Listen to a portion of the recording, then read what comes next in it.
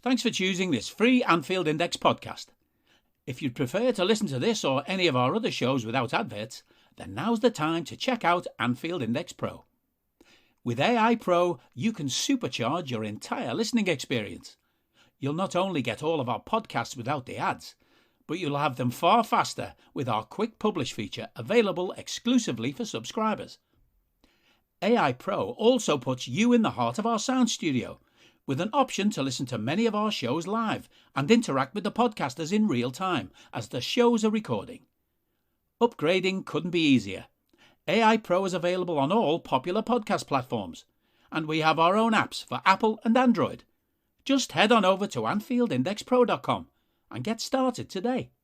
Hello and welcome to the Daily Red, your lunchtime catch-up on all things Liverpool FC on a Tuesday before Liverpool play Inter Milan in the second leg of the round of 16 tie in the Champions League. Liverpool lead 2-0 from the first leg at the San Siro and will be looking to press home that advantage and advance to the quarter-finals. Going into this game, we know a couple of things. We know that Inter Milan will not have their best player. Nicolo Barella will not play in this game. He is suspended as he was for the first leg. And that's a huge, huge advantage to Liverpool because he is their best player. He is key to how they play. He's the fulcrum of that midfield. And he's the real driving force of the team. And his understanding with Lautaro Martinez has been sensational for the last 18 months. And without him, Martinez is not quite as effective. So we know that from the Inter side. And myself and Guy went in depth on Inter on AI Scouted yesterday, which you can listen to on Anfield Index and Anfield Index Pro. But Liverpool tonight, what are they going to do? Now, with the advantage of a 2-goal lead at Anfield, with as good a defence as Liverpool have, you'll feel very confident going into the game. And Liverpool have very close to a full-strength squad available to them. The only player likely to be missing is Bobby Firmino. Thiago Alcantara is back in full training and Klopp has said he should be good to go. Joel Matip is back and he should be fine. So he had an illness, but should be okay. So it looks like Bobby's the only one who will miss out tonight. And that gives Jurgen Klopp lots and lots of options. We'd assume that Alisson will start in goal. We'd assume that Trent and Andy Robertson will be the fullbacks. Matip's return gives Klopp a question at centre-back. Does he go Matip? Does he go Konate? Van Dijk will be the other one. He could bring in Joe Gomez, but it seems unlikely. Now, I would bet that he would go with Konate, who played at the weekend, played quite well, did well against Inter. But Joel Matip is a very reliable central defender who can be dropped in and obviously has been first choice this season. So you wouldn't really have any concerns regardless of which of them starts. Midfield is where there'll be some questions. Naby Keita was excellent at the weekend. He was excellent in the cup final. And he warrants a start in the team. With a 2-0 lead against a team who won't really attack through the centre of midfield, is this a game to play Jordan Henderson as the 6? Henderson obviously came on away to Inter Milan and put in one of his best performances of the season. So is this a game to start him as the number 6 and perhaps rest Fabinho? If you do that, then it opens up one of the number 8 positions, and that could be Curtis Jones, who's done well of late. It could be Harvey Elliott, who has struggled since returning from injury, but maybe needs game time to get himself back in a rhythm. He could, of course, just play Fabinho and play Henderson as an 8. He has that option too. I don't think Thiago will start. I think they'll save him and have him from the bench, and maybe he starts then against Brighton. If I had to bet, I think I'd look at Jones, Henderson, and Keita as the 3. Klopp will probably play Fabinho and make me look silly, but that's, I think, what I would go with is Jones, Henderson, and Keita as the 3. In attack, again, you've got options. You've got 4 for 3 spots with Firmino out. Salah, Mane, Diaz, and Jota. It's been the Salah, Mane, Diaz trio that have started of late, but Jota is now fully fit. He has looked a little bit rusty since coming back. But I think this might be a game where he gets to start. Does he start from the left instead of Diaz? Does he start in the centre, which would mean either Diaz starts left side or Mane shifts back out wide?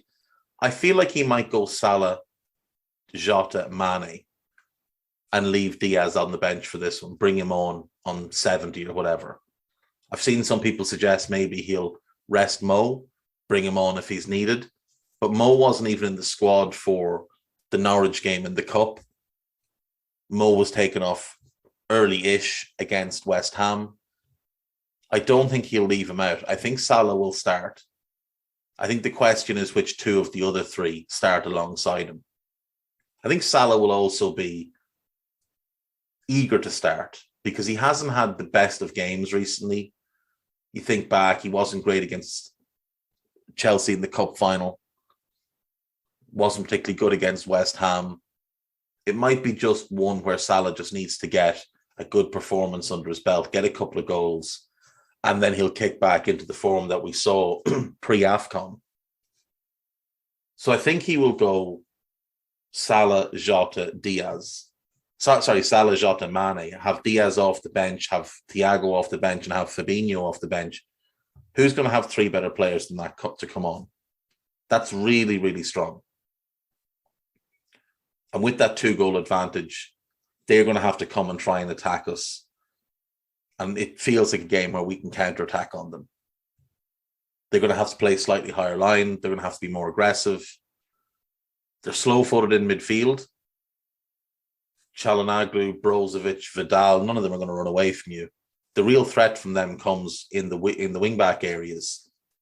You'd assume Denzel Dumfries is the right side. With Perisic struggling with an injury, it could be Robin Gosens on the left. That's where we'll have to be wary of them.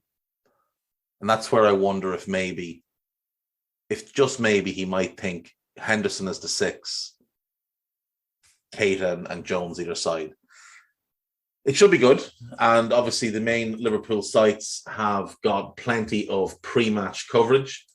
This is Anfield have, as usual, done their 10 things to know, put together this time by Joanna Durkin. Inter enjoy big hit out. So Inter won 5-0 at the weekend. If you didn't see, they beat Salernitana with a Lautaro Martinez hat-trick and Edin Dzeko getting the other two. There's a suggested lineup of Handanovic, Skriniar, De Vrij, Bastoni, Dumfries, Vidal, Brozovic, Çalhanoğlu, Darmian, Dzeko, and Martinez. That's the team that played against Salernitana, except Vidal in for Barella. I do think they'll go Gosens left wing back. I don't think they'll play Darmian. If they play Darmian, it's just a free hit for us because he's not very good. And he's certainly not a left wing back. Liverpool's only absentee is, of course, Bobby Firmino, but there was no sign of Ibrahima Konate in the Reds' open training session on Monday evening.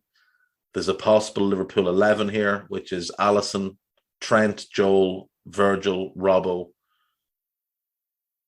Fabinho, Henderson, and Naby in the midfield. Salah, Diaz, and Jota in the front three. Obviously, Diaz left.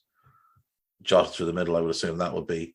Jurgen Klopp has once again made a plea for 5 substitutions to be brought into the Premier League. This has caused fans of smaller clubs and clubs who won't be competing for honours to have big tantrums, including Crystal Palace fans who, don't really know what they're getting upset about. You're solidly in mid-table and yet you're crying about teams in the relegation battle. Conquering all of Europe. It's been a perfect European campaign for Liverpool so far, who've won 7 games in a row for the first time since 05-06. They could extend that run to 8 on Tuesday night for the first time since October 1984, matching Joe Fagan's side, who managed a sequence of 9. So win this one, win the first leg of the quarterfinal, and you'll have matched that. Win the second leg then, and you'll have set the all-time club record. Liverpool are the only team left in the Champions League who've won every single game. Bayern Munich won all of their group games, but drew with Salzburg in the first leg of their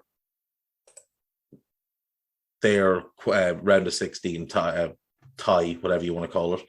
And obviously Ajax are the other one. And Ajax drew with Benfica 2-2 in the first leg of their round of 16 tie. So we're the only ones left with a 100% record. You'd like to see us extend that today, but I mean, we'll take a 0-0.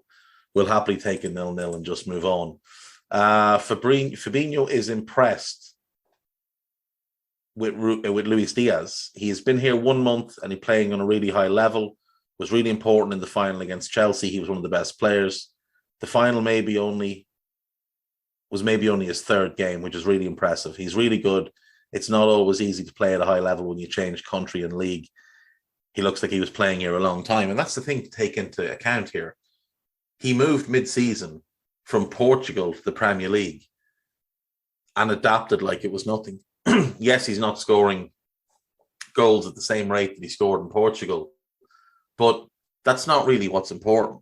It's important how he's contributing to the team. He does have a goal already, and he's unfortunate not to have a couple more. When you consider that we didn't plan to buy him till the summer, anything he can give us between now and the end of the season is a bonus. It's a complete free hit for him. The plan was always to have him come in the summer, get pre-season, and then hit the ground running next season. The fact that he's come in and doing what he's doing already, he'll get another, we could have 20 more games this season in all competitions. Then he gets pre-season, and then next season he'll just explode onto the league. So any questions over Diaz are just bizarre. I saw some stupid thread on Twitter yesterday criticizing him for not passing to Salah when he went on that long run from his own half to the edge of the West Ham box and got fouled by Kurt Zouma. But what people don't seem to realize is that if he releases the ball to Salah, number one, he's putting Salah on his right foot. And number two, there are two defenders who will then converge on Salah. And Salah's not passing the ball back. I saw some people say, oh, he could give it to Salah and Salah would pass it back. Salah's never passing from there, ever. Salah's taking the shot on. And I would back Diaz moving like that on his stronger foot over Salah trying to get the ball under control on his weaker foot with two defenders converging. Diaz made the right decision in that one. I saw someone else say, when he against Leeds, when he had that run from the left where he broke in past Luke Ayling, that he should have squared it to Salah. But if you actually look at it, the pass to Salah isn't on. The shot is the only thing that's on, and he creates that shot from absolutely nothing for himself. Did you know since 1981-82, Liverpool have only failed to progress in European competition after taking the lead in the first leg once? That came in 01-02 when Bayer Leverkusen overturned a 1-0 deficit at Anfield by putting a scoreline of 4-2 beyond the Reds on their home turf to reach the Champions League semi-final. Yep. Michael Ballack, I think Berbatov was part of that team. That was a very good Bayer Leverkusen team. Who's the man in the middle? Antonio Mateo Lajus, a Spanish referee for tonight. He's the man with the whistle. He refereed the Champions League final last season, and he has refereed Liverpool 4 times before. The Reds have won twice, drawn once, and lost once with this man refereeing. He was also the one who sent Pep Guardiola off at the Etihad when Liverpool beat City on the way to the final in Kiev in 2018. Yeah, I remember watching last year's Champions League final. I think the referee was quite good because you didn't really notice him. So hopefully he does fairly well. Henry Jackson will be doing a match day live blog starting at 7:15 tonight. If you want to keep up with that and watch the game without commentary and with Henry by your side. Liverpool team versus Inter Milan predicted with Diogo Jota in and Luis Diaz out. Okay, so this is Matt Addison has predicted that Klopp goes Alisson, Trent, Konate, Virgil, Robbo, Fabinho, Henderson, Elliott. That's not a midfield that can work because neither Henderson nor Elliott can play the left-sided role in midfield. Salah, Jota, and Mane. So no. James Martin has gone with Alisson, Trent, Matip, Virgil, Robbo, Fabinho, Elliott, Keita in midfield, Salah, Jota and Mane in the front three. I don't mind that one. That's not bad. Ben Boxic then. He's gone Alisson, Trent, Matip, Virgil, Robbo, Fabinho, Henderson and Elliott. Again, the midfield is not going to work. Salah, Jota and Diaz up front. It makes no sense to suggest that Henderson and Elliott play together unless Henderson is the 6, because he can't play the left-sided 8 role. We saw that. We saw that against Chelsea. It was absolutely appalling how poor he was. And you can't put Elliott there. So, yeah, I would say the only one that made sense there was the team with Fabinho, Elliott and Keita as the midfield 3. Liverpool given major advantage as Inter Milan issues evident ahead of Champions League clash. Inter haven't been great since the first leg, there's no question, but they did win 5-0 at the weekend. So, perhaps they've bounced back. A couple of transfer bits and bobs here. Liverpool have cheap Jude Bellingham alternative in ideal Jurgen Klopp playmaker.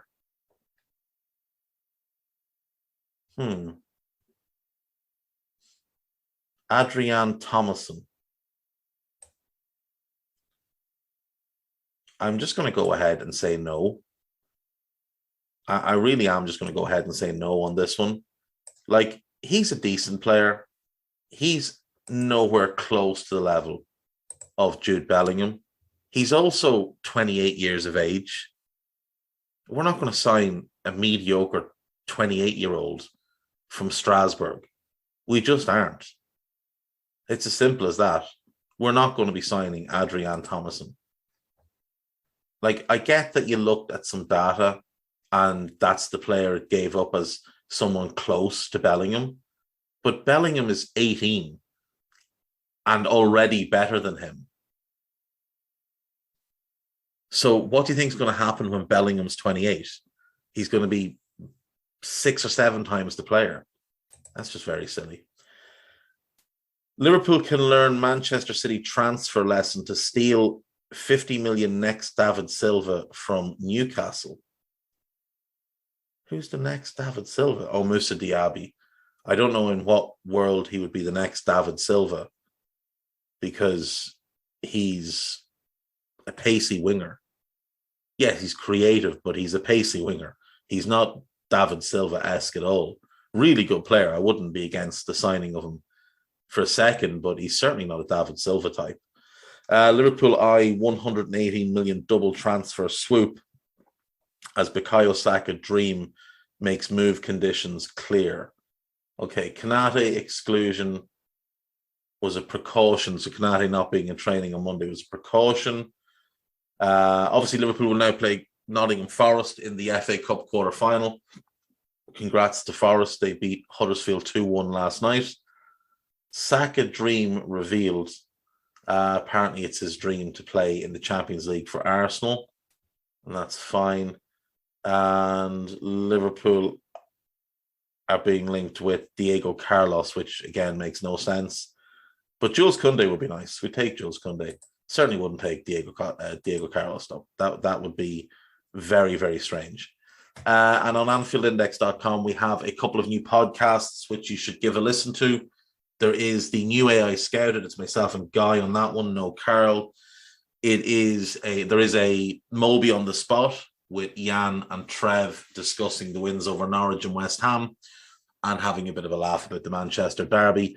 There is an AI Under Pressure called Tacky Techers with Dan Rhodes, Dan Kennett, and Cy Brundish. And there is a new Money Talks with Mo Chatra and Tadiwa going over Liverpool's finances for the 2021 season. Always good with Mo, so give those all a listen. Mo, Under Pressure, Mulby on the Spot, and AI Scouted. And that'll be me for today, folks. I will speak to you tomorrow, hopefully about a comprehensive and comfortable Liverpool victory. See you then. Bye-bye. We hope you enjoyed listening to this Anfield Index show. Please be sure to subscribe to our channel so future podcasts find their way to your device automatically. There's nothing quite like fan engagement. and we'd love to know what you think of anything discussed on this show. The best way to get in touch is over on our free Discord community, where both podcasters and listeners debate the hottest LFC topics 24/7. Sign up free now at AnfieldIndex.com/Discord. You won't regret it. You can also follow us on Twitter at Anfield Index and find us on Facebook by searching for Anfield Index. Oh, and before you go, we'd love it if you could leave us a 5-star review on your favourite podcast app. It only takes a couple of seconds, and it means the world to the people who create these free shows.